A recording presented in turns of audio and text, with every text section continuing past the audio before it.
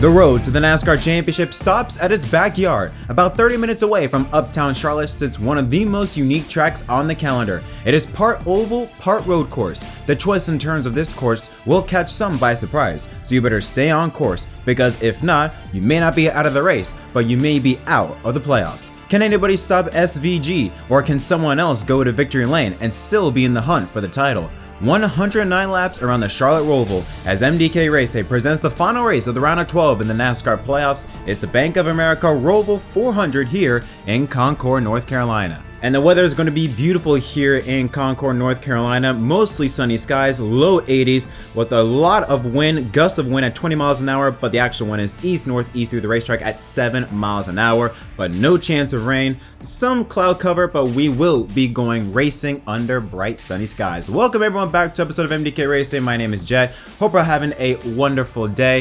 If I do look a bit different, I was on the sun, it's because I was at the Charlotte Motor Speedway. I will be there again all day Sunday, so very excited to see how the round of 12 closes out as 4 drivers' chances for hunting for the title will end here shortly. Now, last Sunday's win at Kansas produced one of the most epic finishes in NASCAR history, with Chase Elliott going from 10th to 1st in 2 laps to take home his second win in 2025, and most importantly, to lock himself into the round of 8. So let's take a look at the playoff grid right now of the round of 12. Blaney and Elliott are locked in. Now, Larson and Hamlin, they are pretty safe. Larson at plus 54, Hamlin at plus 48, Christopher Bell at plus 44, and William Byron sitting at plus 40. Then we get into a little bit of the danger zone. Chase Briscoe, I should say, at plus 21, with Joey Logano holding the final spot, the defending champion, 13 points ahead of Ross Chastain. The 2011 drivers, Bubba Wallace and Reddick, 26 and 29 points below the cut line respectively, while Austin Cindric, he is basically in must-win mode, minus 48 below the cut line. Busch, the official beer of NASCAR and proud sponsor of the Busch Light Pole Award, given to the fastest driver at each NASCAR Cup Series event. Busch Light congratulates Tyler Reddick for his 11th career Cup Series pole and his 214th career start. It's his second pole of the season and his second here at the Roval, winning pole with a speed of 95.5110 miles per hour. Since 2020, Busch Beer has invested more than $50 million in being a premier sponsor of the NASCAR Cup Series. So let's take a look at the starting lineup at the 2025 Bank of America Roval 400, and it is a unique mix. I mean, the top 10 usually is occupied by all playoff drivers, but this time it is split. Half playoff drivers, half non-playoff drivers, including the first row, Tyler Reddick, just so close, edging out Shane Van Gisbergen for the pole. They make up row 1. Row 2, Ty Gibbs, really good on the road course here, against last year's defending race winner, Kyle Larson in the 5, making up row 2. Row 3, another pair of great road course drivers, Chris Buescher in the 17, McDowell in the 71. Row 4 has Christopher Bell, who won here back in 2022, starting alongside his teammate Chase Briscoe in the 19, with AJ Allmendinger, who won here in 2023, alongside Ross Chastain rounding out the top 10. Row 6, his best buddies Ryan Blaney in the 12 and Bubba Wallace in the 23 car. Row 7 has William Byron in the number 24 car, and to his outside is Denny Hamlin on 23 and 11, starting front to back in 6 and 7. That should be real interesting. Denny Hamlin occupies the 14th position. Row 8 has Chase Elliott, who won here back in 2019, starting alongside Ty Dillon in the 10 car. Row 9 has Joey Logano, the defending series champion, alongside Cole Custer, with Austin Cindric, Logano's teammate, starting alongside Daniel Suarez to round out the top 20. Row 11 has Justin Haley alongside Brad Keselowski. Rookie Riley Herbst, despite his crash in the infield section,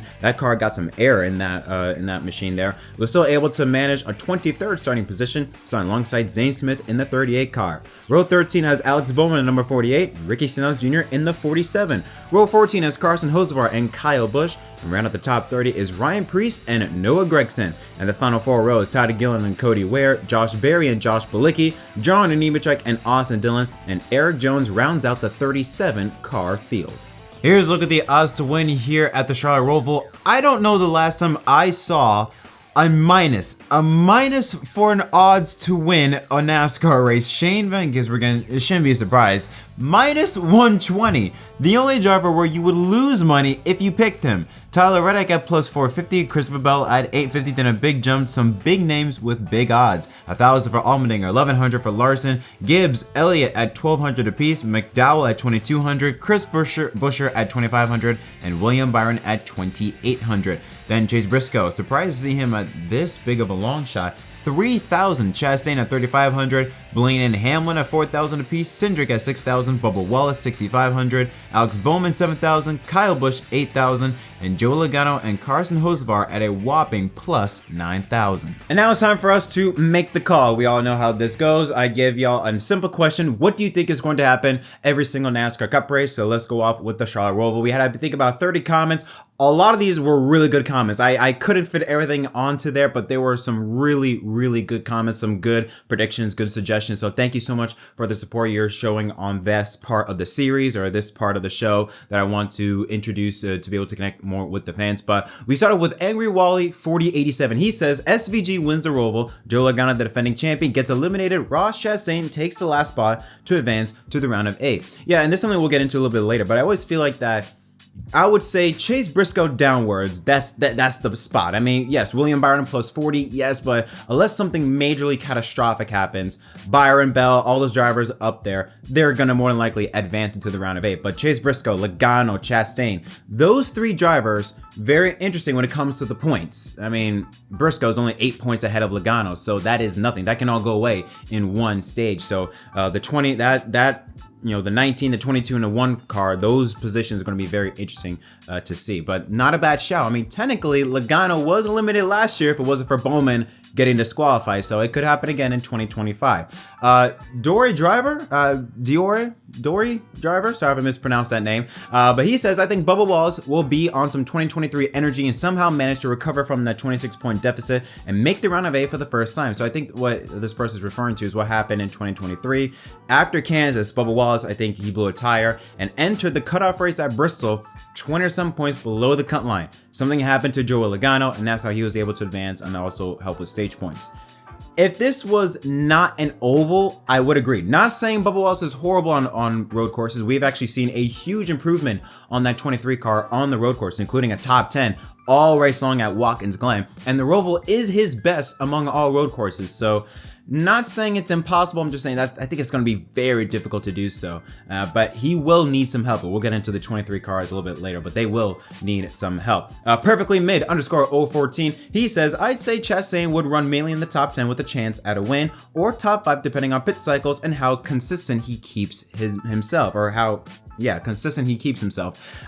This race is just, like I said at the beginning of this video, this race is going to be on who can stay on course. We've seen many times drivers, they get into issues or they do something to take themselves out of contention. We saw it happen with Tyler Reddick. He got into some issues with his boss, Denny Hamlin, last year at that hairpin there. That's going to be a very critical part of the racetrack where we could see a lot of incidents happen, but especially the infield section. I mean, Ben Rose got a wide, ran into the tire barriers, so did Riley Herbst during his qualifying run. So there is a lot of danger spots. I mean, don't forget about that backstretch chicane. You overshot that. I mean, you could lose all your momentum right then and there. There are so many spots to mess up. That's why I said, first things first, just make it to the finish. Be there at the end. Don't take yourself out of contention. It's not like Darlington where you don't race the competitors, you race the track, but be very mindful that there's not a lot of room for error here at the Roval. And finally, Cito1101 says, riding off momentum from last week, I say Chase Elliott goes back-to-back and picks up his first road course win since Road America 2021. And I mean, yes, there is a lot of momentum on Chase Elliott's side, but we do have to mention the fact that I don't think he's won a road course yet. No, actually, yeah, Cito just mentioned it. He's not won a road course in the next-gen era, and I just don't see that changing here today. Mainly because of the guy in the 88 car, Shane Van Gisbergen. And that is one of the top storylines. Can anybody stop SVG? He has won all but one race on road courses in 2025. That was a 6th at COTA. Since then, win. All he does is win. And it looks as though he is the obvious favorite, considering was fastest in the 10-15 lap average, qualified second, almost won pole to Tyler Reddick. So by no means is the SVG momentum on these road courses stopping anytime soon. And that's going to be the main thing. Can you beat SVG? And what we've seen in 2025 is you can't. Another storyline I'm going to look at is Bubba Wallace and Denny Hamlin. Now, with the aftermath of Kansas, I think it's still fresh on Bubba's mind. I think he's for sure gotten over it, but I'm pretty sure Kansas is still on Bubba's mind, and I'll be interested in seeing their dynamic and how they play out in this race here today. Judging by the interviews, Bubba, like I said, hasn't forgotten about it, is still a bit kind of pissed about what happened between him and Denny last Sunday. I don't know. Yes, boss driver, it does complicate some things, but I'm very interested in seeing, will Bubba be a bit more aggressive with Denny? Will Denny be a bit more flexible with Bubba, considering the positioning in the points battle where those two are? I mean, Hamlin is plus 48. He needs something extremely drastic to happen for him to not make it to the round of 8. While Bubba Wallace sitting at minus 26, he isn't in a must-win mode, but I mean, it's really close to a must-win mode. I'll be very interested to see how the 11 and the 23 interact with each other on the racetrack, depending on where they are in the race and where they are on points. And lastly is, of course, who will make the round of 8? Like I said, Chase Briscoe on back. So Briscoe, Logano, Chastain, Wallace, Reddick, and Cindric. Those 5 drivers, I think they're going to be the ones you got to watch. Yes, we know that things can happen. And a plus 40 can be gone like that.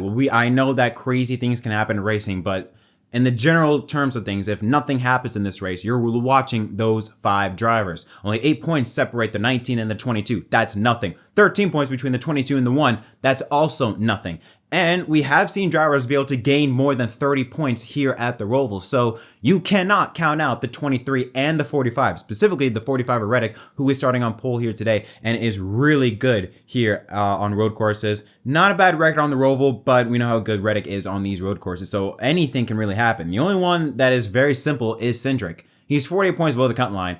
He got to win. He ain't making enough points. He has to win. But yeah, Logano's going to put up a fight. He's starting in 17th. Pretty far back, but he does have a solid record here with a 10.3 average finish, including 2 top 10s in the last 3 races. Then you look at Chase Briscoe, also really good on the road courses and especially good in his 2025 playoff run, finishing the top 10 in every single race so far in these last 5 races, including 3 top 5 finishes and a win, of course, in the Southern 500. So that 19 team has been on it. As we take a look at my fantasy lineup for the Roval, there we go. I got Shane Van Gisbergen, obviously, Tyler Reddick. I also got Chase Briscoe. I do have AJ Allmendinger, the 2023 winner.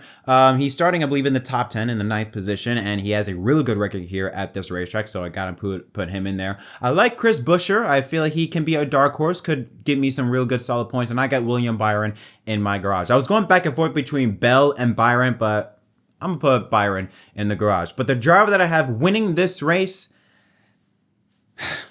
of course, Shane Van Gisbergen. Who else? Who else? It's got to be Shane Van Gisbergen.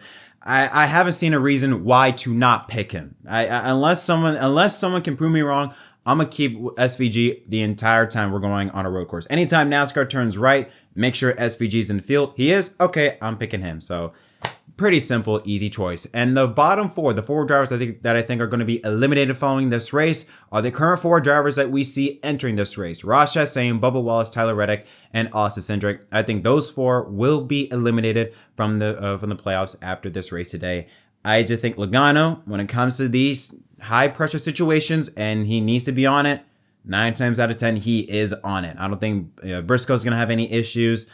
I don't see Chastain running that well. I think he'd be okay, but I don't see him running so well to be able to combat Logano. So I have Chastain, Wallace, Reddick, and Cindric out in the playoffs after today's race. But what are your thoughts on what do you think is going to happen in this race today? Let me know in the comment section down below. As always, don't forget to leave a like and subscribe for more content. Until next time, my name is Jet from MDK. Thank you so much for watching, and we'll see y'all later tonight.